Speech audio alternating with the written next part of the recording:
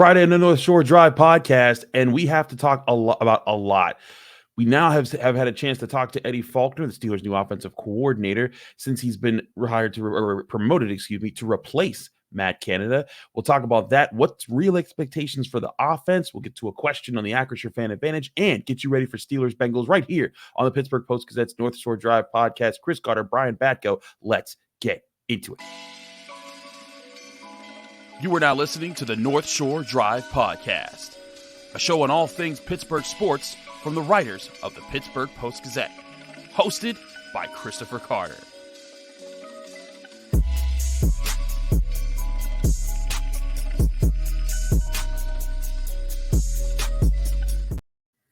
Hello and welcome to the North Shore Drive podcast from the Pittsburgh Post-Gazette. I'm your host, Chris Carter, here with Brian Batko. You can find all our written work at post-gazette.com. You can listen to us here or watch us here on the North Shore Drive podcast on your favorite podcasting app or on YouTube. Like this video if you enjoy it. Subscribe to this channel to get all of the daily content that comes out from the Pittsburgh Post-Gazette at Post-Gazette Sports, as well as our Monday, Wednesday, Friday, and sometimes Saturdays episodes of the North Shore Drive podcast. This Saturday, we'll have Ben Baby from ESPN breaking down his expert side of what's been going on with the Bengals and their backup quarterback. But today, we have to talk with Brian here about the Steelers situation. But reminder, as always, this show is brought to you by Mike's Beer Bar, the best bar in all of Pittsburgh. Get down to the North Shore across the street from PNC Park on Federal Street. You can go to a place that has over 20 televisions to watch all the sports action you can look and want to watch on a weekend. And then you can try one of their 500 different available beers, 300 of those beers being local and 80 of those local beers being available on tap. More on Mike's Beer Bar later. Brian, you guys had a chance to kind of get a sense of Eddie Faulkner and what he's been like taking on this new role of being the offensive coordinator, Mike Sullivan being the offensive play caller. But I think that people kind of have started to understand that like there's a duality in their roles here as far as organizing the offense and calling the offense. But with that duality, what is to be expected realistically to be different for the Steelers offense? Because Mike Tomlin talked about, hey, we're result oriented. We want to see more points. That's what has to happen. But can that be expected when you have two guys kind of doing the job of one man before? The duality of man, isn't that like a philosophy or psychology thing? I actually don't really know exactly what that means. Maybe I will Google that. But right now, yeah, it comes down to the Sullivan arrangement here for the Steelers offense, or Salkner arrangement if the offense plays to the point that people are sulking again after the game. Sullivan will be if they're good. Salkner will be if they're bad. You know, Faulkner talked about it Thursday on Thanksgiving before practice that, you know, he appreciates this opportunity and, you know, obviously he's going to do the best job he can, but Mike Sullivan's very involved too. And the relationship that Kenny Pickett has with Sullivan is a big reason why this is the way the workflow is for them right now. I mean, they're very close. They already engage a lot during games on the sideline, and both of them will be on the sideline. I know there were some people wondering about that. I kind of figured it was a no-brainer that they would be because that's already how they operate. And Matt Canada was already down there, and they were already working with offensive assistant Glenn Thomas, kind of being the man in Canada's old seat in the coach's booth. So status quo there. And, you know, I think this will be it'll be interesting from the standpoint of just how does Kenny Pickett respond? I mean, he said himself Wednesday that they're not making any wholesale changes to the offense in late November. That's just not realistic to do for them or any NFL team. The playbook's installed. They operate a certain way that they're comfortable with as far as language, verbiage. But I just think from a human nature perspective, is this going to be a little bit like when your substitute teacher comes in and just there's a different feel among the class, right? Maybe you do better work that way when your normal teacher's on a hiatus or in this case, not coming back. But just the vibe of, and I will say, like, I wasn't there on Thanksgiving. I was off. Ray Fittipaldo went down and worked the holiday, but being there Wednesday before and after practice in the locker room and even in the indoor facility as they had their first practice post Canada, maybe this is just self-fulfilling prophecy, but I thought it was a lighter mood around the room. I thought there was a little bit of maybe a weight lifted at the very least. You know, the players probably feel a little bit like now I don't have to answer questions about our confidence in our offensive coordinator. Questions may come in now about the confidence in their quarterback, but that's another issue. So, it's just going to be, to me, I'll be watching closely to see if I can get a sense of Sunday in the jungle, as Mike Tomlin called it. Is Kenny Pickett playing more loose, more free? Is he taking more shots? Does he feel like that collar is a little bit more relaxed around his neck, if you will? That to me is kind of the biggest area in which things could tangibly improve with the new setup of the offensive coaching staff. So back to the duality of man point, it just simply means that men can be either good or evil. So in this duality of man, it's a little heavy for this topic, but right. So let's forget about good and evil. Let's forget about good and bad as an offense. So yeah, okay. I think you and I agreed to this before the show. If Mike Sullivan and Eddie Faulkner get this offense going, we are now going to call them Fullivan, because together they make one offensive coordinator. And Fullivan, I feel like they're doing well. But it's a more positive connotation, maybe. Exactly. Just sounds a little bit better there. If they're doing bad though, they're Salkner. And Yes. that's the kind of offensive coordinator they combine to be in that situation. There's been no shortage of George Pickens and Deontay Johnson sulking on the sideline. I can tell you that much. And there will be a lot more that continues. Maybe that, I was going to say, but maybe on the flip side, the duality of the Steelers offense, if they do figure it out, and even if they don't like explode points wise Sunday in Cincy, maybe there's just better body language all around. Maybe just the mood is up a little bit, because now I think in retrospect, and I think I talked about this on the emergency show Tuesday with Adam Bittner, that now I think we can clearly say in retrospect, before that Thursday night game, when we heard from Jerry Dulac and company that Canada was going to move from the press box to the sideline, that was not a, hey, kumbaya, let's get this thing going. That was you come down here, stand next to me, and be a part of this failing thing if that's what's happening. That was the beginning of the end, rather than Tomlin trying to get through the rest of this season or feeling really optimistic about the way that was going to go down, I think. Yeah, but I think it signifies what needs to be changed here, because this is not a situation where the Steelers, I think, are in a position where they're saying like, oh man, the whole system is rotten and there's no opportunities anywhere. Again, you look at the all-22, you look at there's plays to be made in this offense. If there's a play where Kenny Pickett, if he just throws it to a wide open Deontay Johnson in the red zone over the middle part of the field, running an easy slant uncovered, it's a touchdown. They probably win that game, and we're not even talking about this stuff right now.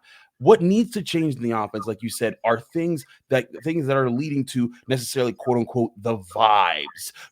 Finding ways to get guys to just get their head out of the gutter, focus on what's in front of them, and take what's there. Specifically Kenny Pickett, but also making sure that across the board, people feel more confident about the game plan going in. People can embrace what they're doing. I think that is what they're saying. It's like, hey, we need to take something up, because we're calling plays that should be yielding a lot more yards than they are, and people just aren't doing their jobs for reasons that don't make any sense. And that's been a problem all year long. Yeah, I mean, when the quarterback's not doing his job, that's obviously the biggest problem you're going to have. And the $1 million question right now with what you just mentioned there, Chris, I mean, is he not ripping it on those throws because he's not seeing it? I mean, he said Wednesday he feels like his eyes are good. He just needs to connect. The film might not back that up, but I will give him the benefit of the doubt to this extent. Is he not ripping those throws because he feels like, hey, my offensive coordinator is going to be on me if I miss this, or if something bad happens, ball gets tipped, guy drops it, and we get picked off, or an even bigger worry would be if my head coach doesn't want me taking these chances, then what's going to happen to my job security if I do that? So, I mean, it's still hard to say for me how much of the offensive woes are Mike Tomlin philosophy driven, if that makes sense, versus the more granular issues of Kenny Pickett needs to throw with more timing. Kenny Pickett needs to see the field better. Kenny Pickett needs to be on the same page with his wide receivers the way that he was not in Cleveland. And this is the last thing I'll say on the Canada piece of this. I think it was our buddy Jim Wexell, who covers the Steelers with us as well, who had a tweet that, okay, Deontay Johnson and Kenny Pickett aren't on the same page when it comes to routes and what a guy should run on versus press coverage and when he should run a go, when he should run a back shoulder.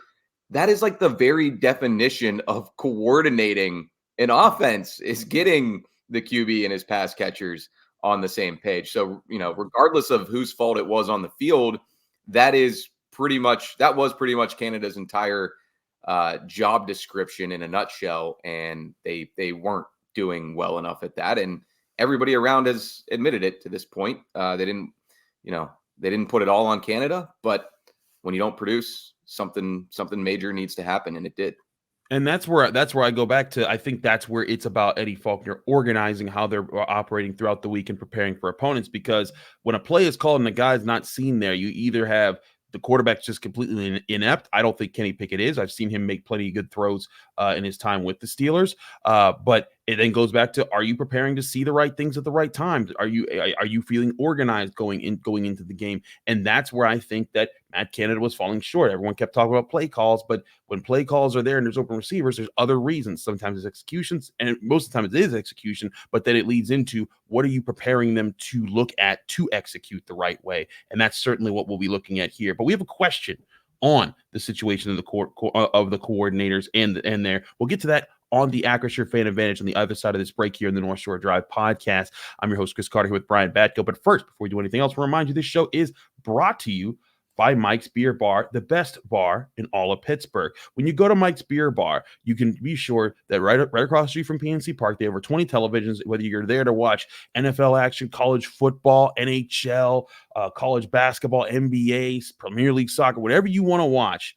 Mike's Beer Bar can get you on get it on the TV. They even have Duquesne women's basketball there sometimes if you're so inclined. So tune in for that there. And when you're there, you can try one of their 500 different available beers, 300 of those beers being local, 80 of those local beers being available on tap at any point in time. And they're switching up new ones to get all new options every single week. So try those new options at Mike's Beer Bar. And when you get there, be sure to also try the steak on a stone meal, because when you do, you're going to see that they have amazing meal options as well. When you try steak on a stone, you get your choice cut of steak brought to you on a heated stone, so that every piece that you cut off, you press into that heated stone, and you get to choose how well you want done every single bite of your steak. It's an amazing time. Go to Mike's Beer Bar, the best bar in all of Pittsburgh. When you get there, tell them Chris sent you.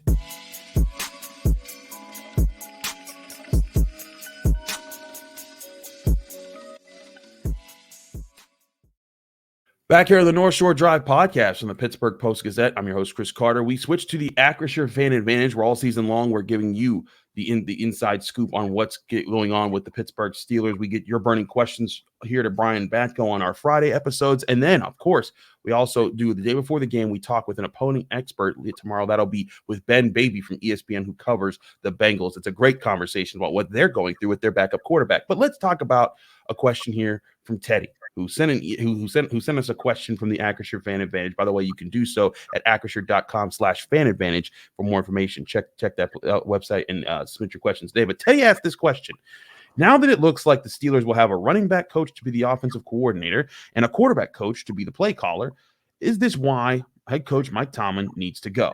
He just can't get around to hiring decent coordinators. Why do the Steelers permit that? Brian, why do the Steelers permit that?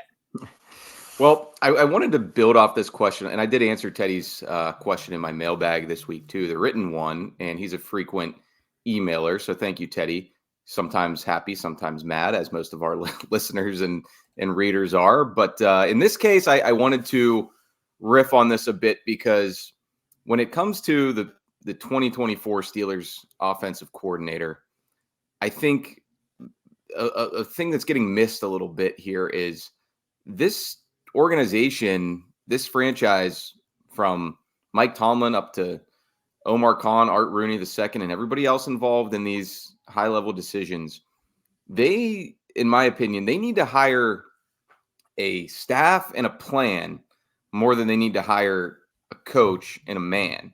If you catch my drift there, like I get you. It's not as simple as, we're going to go get QB coach X from team Y with a good offense and turn it over to him, and boom, Kenny Pickett's going to look like the man, and we're going to be scoring 30 points a game, and we're going to be contending for the Super Bowl again. That'd be nice. if you can do that. But guess what? Anybody you hire next year to be your offensive coordinator, there's going to be a reason why he was available to be that hire to you. Right.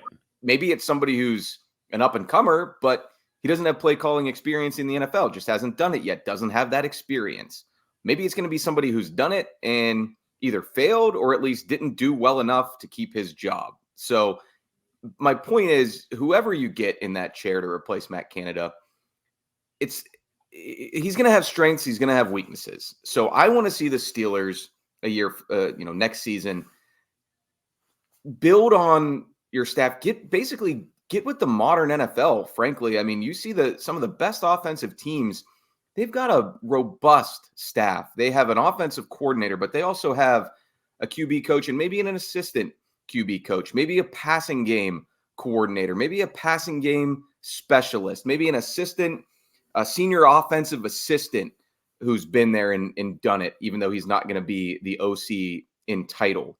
Like, these are the steps that the Steelers need to take. And this isn't anything new. We've talked about this. Many people have talked about this on the North Shore Drive podcast over the last few years. The Steelers have one of the smallest staffs. The Steelers, these teams that employ a whole bunch of people to do a whole bunch of things. And Mike Tomlin has spoken about that. And his answer essentially boils down to, sometimes you can have too many voices, too many cooks in the kitchen, and that's not necessarily good for business. Well, what has that gotten you on the offensive side of the football over these last 4 years? That's the biggest thing to me. And that could even apply to Eddie Faulkner and or Mike Sullivan. I mean, that doesn't mean this isn't an audition for them. I think it is to an extent, but you're probably going to have to do really well to keep them from hiring somebody who's got a little bit more of a track record and a resume. At least that's what I would think after how much of a debacle the Canada experiment was. And it's going to be a very intriguing,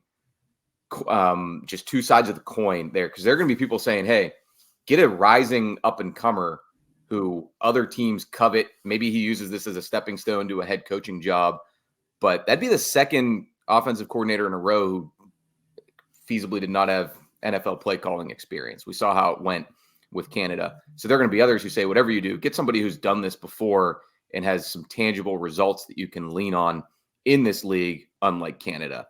No easy answer.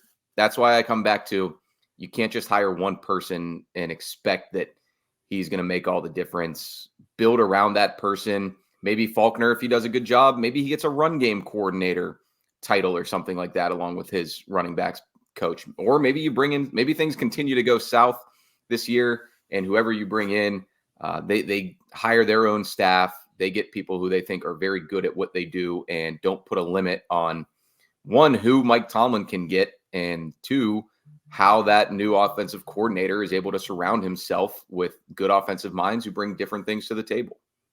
I do think that's that's certainly part of the conversation here. Is do they need to change the structure of how they coach on offense to not just encompass positions, but also encompass the plan of attack, because that hasn't been the thing there. But I also think it does come down to, how well are you teaching the offense? Like, how well do the offense understand what they're trying to do, plan and play out? Because, like, for example, Todd Haley came into the offense in the early 2010s, and he was able to teach Ben Roethlisberger how to get the ball out a lot faster. When he was being coached by Bruce Arians, Ben Roethlisberger would hold on to the ball for a very long time. He was one of the most sacked and hit quarterbacks in the NFL, and a lot of people wondered if that could last, if he was going to be done by like 2014 at the rate that he was going. Took a little bit for it to sink in, but when Todd Haley did get it, Ben Roethlisberger's release was so much quicker. He was making quicker decisions, understanding defenses better, and that led to him expanding his career up until 2021, 7 years beyond where some people thought he'd be able to go at that rate. And I think it's because Todd Haley had been a coordinator, had been a head coach, knew better how to talk to players, and how to teach, hey, this is the concepts that we want. This is what we're going to approach here. And I think that does come back to with what they need the offense to be organized like. Maybe Eddie Faulkner will be promoted from within.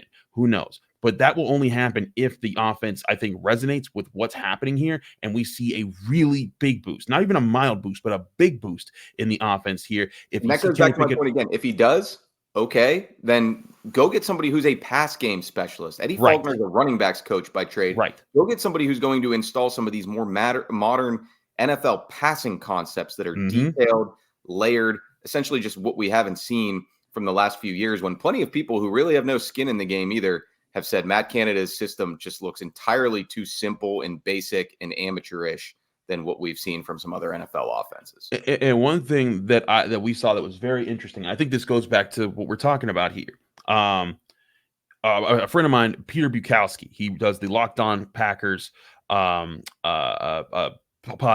and I work with the Locked On Podcast Network, and he had on a former tight end. Jay I was going to bring this Sternberger. up too, but I'm glad you're addressing it. Yeah, so Jay Sternberger was a tight end for the Packers. He was drafted by them. He was cut after 2 seasons. Then he came to training camp with the Steelers and worked with them going into last year. And he went on the podcast and he was like, when I was with Matt LaFleur, we knew exactly what we were doing. He's like, we had options for every play. It was organized. It was thought out. When I was with Matt Canada, he said it was like day and 10 years ago when you talk about the difference in how these guys conducted their offenses. And it wasn't necessarily that plays didn't, get guys to open spots. It was that he just felt like the difference in how they were being taught was just so completely backwards. And again, that goes back to what we're talking about here is Eddie Faulkner may be able to set the tone of the offense and be like, hey, this is what we're focusing on. We like these play calls. We like these things.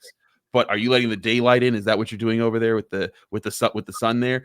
Because as it looks like Brian's hoping open a window. But Eddie Faulkner can do that. But if you don't have a guy who can at least engineer, draw up some of those passing concepts that we're talking about and infuse that into the offense, it won't matter how well you're organized. And I think that's to your point there. That's what they need right now. Yeah, and you can look at it from this angle too. Hey, if you're going to go in and bring in a quote unquote like nerd offensive coordinator, somebody who's mostly been behind the scenes and drawing up stuff on whiteboards or working on tablets or whatever, and is maybe a more newfangled play caller, then surround him maybe with somebody who is more relatable to the players, who's a former player who's been in those shoes. So that to me is just the biggest piece of this. I mean, right now, it also speaks to the predicament that they're in, where they do have to divide up the play calling duties and coordinating duties, because let's just face it, nothing against Sullivan and Faulkner, but they're not guys who have a long track record of NFL offensive coordinator experience. I know Sullivan's done it. It's been a long time.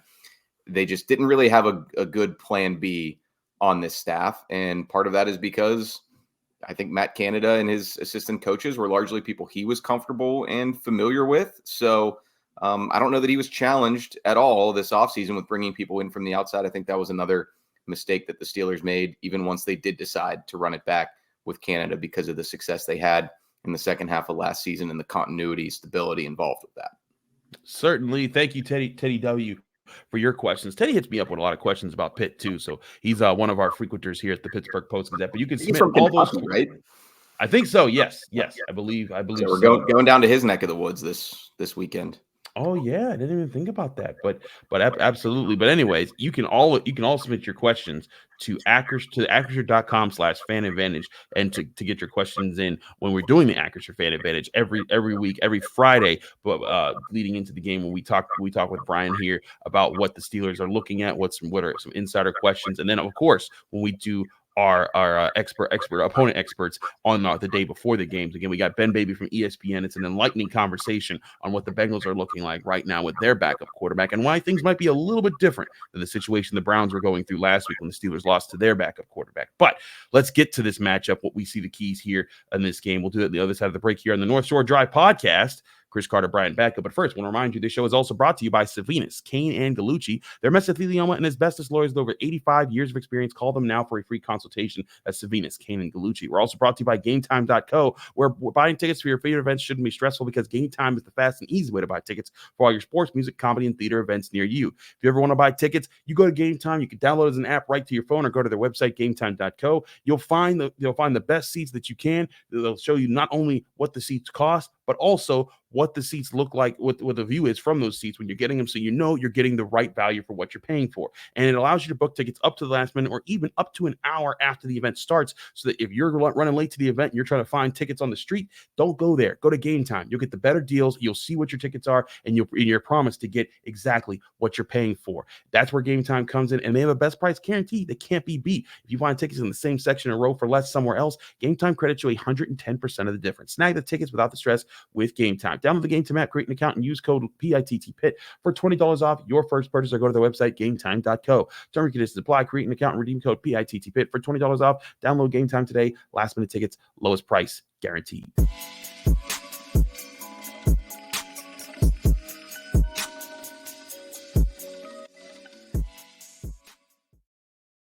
Back here on the North Shore Drive podcast, I'm your host, Chris Carter. We're here with Brian Batko, going over this big matchup with the Bengals here.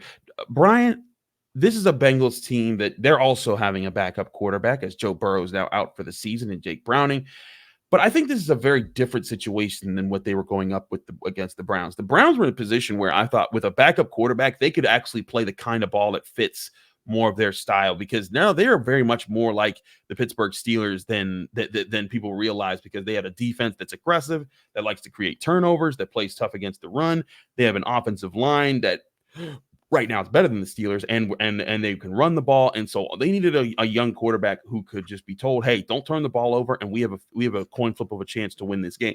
And that's exactly what happened. And I think that's what the Steelers have kind of been playing to for a while right now. The Bengals, they might have a similar plan for Jake Browning, but they're not built the same way. They have the 31st best rushing defense in the NFL, so they're next to last in stopping the run. They are an offense that their offensive line has not been good this year. They got Joe Burrow in a lot of trouble all season long. I think Joe Burrow, he deals with it very well. Granted, this is now the second season he's been knocked out halfway through in his short time in the NFL, and that's something that should be concerning. But I look at this as like this could be a much different kind of storm the Steelers have to deal with when it comes to facing a team with a quarterback that you might not have a lot of tape on in the NFL. Yeah, I mean, it's as simple as I think the Bengals are built around Joe Burrow far more than the Browns were built around Deshaun Watson, which is right. Kind of wild to say because of the contract that Cleveland gave him. But I digress. That is an issue and a subject for another day and another city, to be honest. So when it comes to this Browns team, I mean, they do still have plenty of ways to beat you. It's just going to be a matter of can Browning do enough to, be elevated by his supporting cast. I mean, Joe Mixon has scored in 4 straight games, I believe. He's gone over 100 yards from scrimmage in 2 of those. So he still has some juice at this point in his career. Even just scheme-wise, I mean, last year, if you remember at Acrisure Stadium in that second Steelers-Bengals game, Mixon got dinged up early, and it was Samaje Perine who came in and ran all over the Steelers, caught passes all over the Steelers, ran after catch all over the Steelers. So, I mean, you can't sleep on that. You still can't sleep on Jamar Chase. Clearly, Browning, this JB, won't be able to get him the ball as well as the other JB, but Chase can take the top off. He's been hit or miss so far this season. T. Higgins looks like he's trending toward a return. I'll be curious to see if Joey Porter Jr. follows Chase around or if they just kind of keep him on one side and say, Higgins is a problem too. We need Porter's length against either one of them. But Tyler Boyd, he's played well against the Steelers in the past. He does have 4 drops already this season. So that's unlike him. But, he's always licking his chops when he plays his hometown team.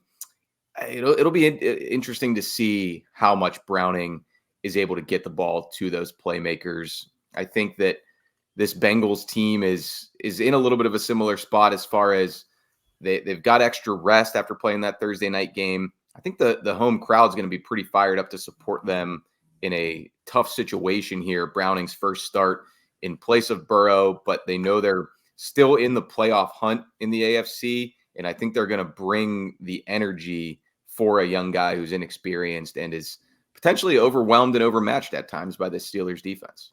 I mean, let's face it, the times that the Steelers have done well against the Bengals, it's because they're getting pressure on Joe Burrow and forcing him to make bad decisions. They have to do that in this game. It comes down to, like you said, stopping Joe Mixon, stopping the run game, making sure that there aren't easy passes to the running backs. I think the Steelers linebacker situation might be improved compared to what they were last year, even with all the injuries they sustained. Landon Roberts is going to be a big factor in that as well. But to your point about the Bengals and the direness of their situation. They're 5-5 right now. If they fall to 5-6, they don't have an easy path moving forward. They play the Jaguars the week after that. They play the Steelers in Pittsburgh a few weeks after that. Then they finish with the Chiefs and the Browns. The Browns, even when they're not good, they're a problem for the Bengals historically. They could be in a position where this is fighting for their playoff lives this week. And so I do agree that I think the Bengals crowd, they're going to be there because I think there's a sense that this is the last line of defense. They've lost 2 straight games to the Texans and the Ravens. If they lose 3 to the Steelers, they could very well be looking at 4 straight losses there. And then all of a sudden they're sitting at 5-7, and then they still have 3 crazy games at the end of the season to have to consider. So I do agree that that could be a situation there. But to me, this comes down to the Steelers actually playing their style of football that they keep talking about. They want to stop the run. They want to get after the quarterback. They want to force them to make mistakes. These are 2 teams that going into this game, they're the best turnover teams in football. The Steelers have a plus 11 turnover advantage, and the Bengals have a plus 10 turnover differential. So these are 2 teams that have been good at protecting the ball and good at creating turnovers this season. That's going to be a big part of this game, and it's going to be, I think, a lot about, can the Steelers protect Kenny Pickett? He hasn't thrown an interception in 6 games. That's been impressive. But he also has to throw a touchdown at some point in this game. He's only thrown 1 touchdown in those 6 games. That's going to be a problem. But if they can keep the turnovers off on their end and actually create some turnovers on the other side while getting a little bit of production of that passing offense, I think the Steelers' run game can do a lot more damage against the Bengals defense than it did against a Browns defense, which is, by the way, pretty good of a run defense, but still yielded the most yards it had all season with 170 plus against the Steelers. Yeah, I mean, until that game last weekend in Cleveland, the last time the Steelers did not turn the ball over and lost was the second Bengals game last year. Again, it's apples to oranges because that was an explosive offense with Joe Burrow under center. This one, I don't think it will be, but you never know. If there's a good staff to scheme for somebody like Jake Browning, it's probably one of the better ones would be Zach Taylor and the Callahans doing their work with the run game. So, yeah, I mean, it won't be easy for the Steelers, and that Bengals defense, Lou Anarumo, one of the best coordinators in the league right now. They've been leaking a little bit lately. They're making a change in the secondary. Jordan Battle is going to be a starting safety next to Dax Hill, taking over for Nick Scott from Penn State. So maybe that'll fix some of what ails them, but I don't think it's going to be easy for this Steelers offense. Yes, they'll try to continue to lean on the run game. Najee Harris and Jalen Warren. Check it out on the website and in the Sunday paper. I've got a feature on Jalen Warren coming out. It was really fun to learn more about him and his backstory as he rises to prominence over these last few weeks, enjoying a breakout second season. But the Bengals know that they're going to try to make Kenny Pickett beat them. And as we talked about in the first segment, hasn't been doing a very good job of that lately, stressing opposing defenses and secondaries. But all that said, should I give a prediction, Chris? That's where I was going next. What's your final score prediction? How does this game look to you? Yeah, so the Bengals have allowed more than 20 points 2 times in a row. The last time that's happened to them 3 games in a row has it's been more than a year. So Anarumo tends to get things right defensively, even when some holes spring up. So I don't think the Steelers are going to break out offensively in the first game under Eddie Faulkner and Mike Sullivan, and things could get rocky at times.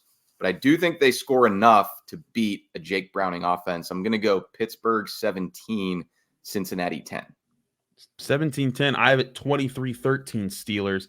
I think that they get a few things going for them. I think the biggest thing is that, again, the Bengals have not stopped the run this year, and that's the one thing that's going right now for the Steelers. They have 3 straight games of rushing for over 160 yards ever since that Broderick Jones became a consistent starter. And I think with Eddie Faulkner as your new OC, being the running backs coach, being the guy who's been all a part of the running game, I think that's what you're going to see the Steelers lean on in this game, and that yield the big results that they need. But we'll see. It's a shame that Bengals linebacker Jermaine Pratt won't get to see a Matt Canada offense again. He was the guy last year or the year before who said they're running the same things over and over. And then Canada's like, we've got a little bit of a history. They were at NC State together, albeit on different sides of the ball. But yeah, I guess Pratt is the last man standing among that duo. So we'll see if he can make any plays. Their other inside linebacker, Logan Wilson, though, has been really good this year. 3 picks, 6 pass breakups, a couple forced fumbles. Kenny Pickett needs to keep his eyes peeled for Wilson. And the offensive line needs to get to the second level to take those linebackers out in this run game. Mike Hilton always seems to make plays against the Steelers, too. I mean, there was the pick 6, of course, a couple years ago. But I'm sure he'll be on some nickel blitzes for Kenny Pickett, which we know was an issue on that first play from scrimmage last week in Cleveland. I'll say this much. The first offensive snap for the Steelers, it can't go any worse, can it? You can't, almost getting a safety there against the Browns. That's what cannot happen in this game. We'll see how this game plays out. Brian, Jerry, Ray, they'll be our team in Cincinnati covering this game. 1 p.m. kickoff time in there. We'll have our post-game show with Adam and Paul Zeiss going at it, talking about what happens in this game. Then, of course, Monday, I'll be here with Ray Fittipaldo breaking down what did or didn't happen for the Steelers in their first game with their new offensive coordinators. Keep it here at the Pittsburgh Post-Gazette, post-gazette.com for all our written work, and then go to Post-Gazette Sports on your favorite podcasting app or on YouTube to get all of our podcast content from all of our different sports writers here. Thanks again for checking us out here. We hope you had a great Thanksgiving. We'll see you again here on the North Shore Drive podcast from the Pittsburgh Post-Gazette.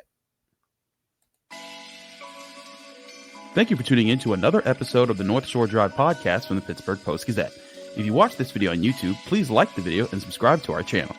For all the sports coverage from the Post-Gazette that we have to offer, visit post-gazette.com.